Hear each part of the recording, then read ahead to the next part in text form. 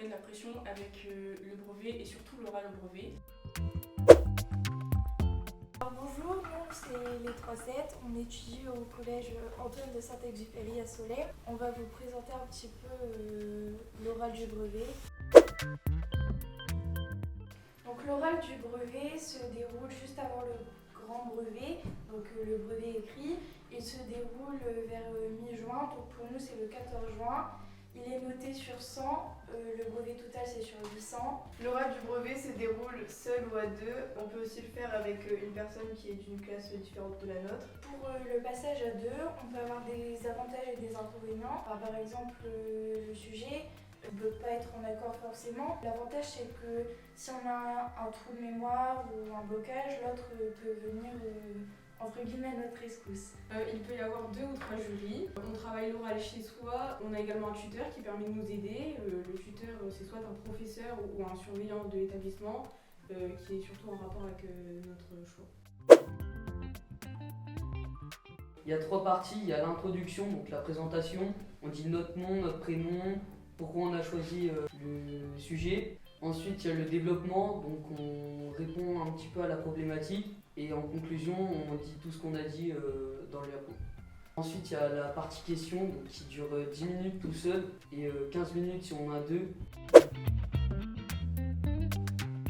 Dans notre établissement, on a la chance de pouvoir choisir son sujet d'oral.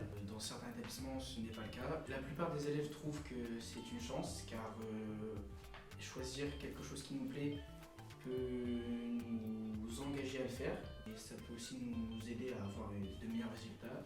La principale adjointe, Madame Khalifi, elle pense qu'au bout d'un certain âge, il faut commencer à faire des choses qui nous plaisent, car ça peut nous entraîner à plus travailler, aussi à nous engager. Le fait de choisir son sujet permet de moins stresser et d'être plus à l'aise, on peut mieux répondre aux questions. Madame Cliffy, qui est important de faire des oraux car on départage les meilleures copies avec les oraux, qu'on devrait faire des oraux dès la classe de 6e. Avant 2017, le brevet se passait sans oral.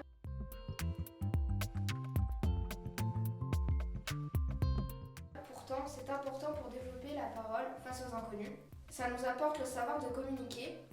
La préparation aussi pour le grand oral du bac. Mon avis, c'est que c'est important car ça sert à avoir des points pour le brevet et ça sert à développer notre expression orale qui va nous servir pour le travail. Depuis la 6e, donc notre entrée au collège, les profs nous mettent la pression avec le brevet et surtout l'oral au brevet.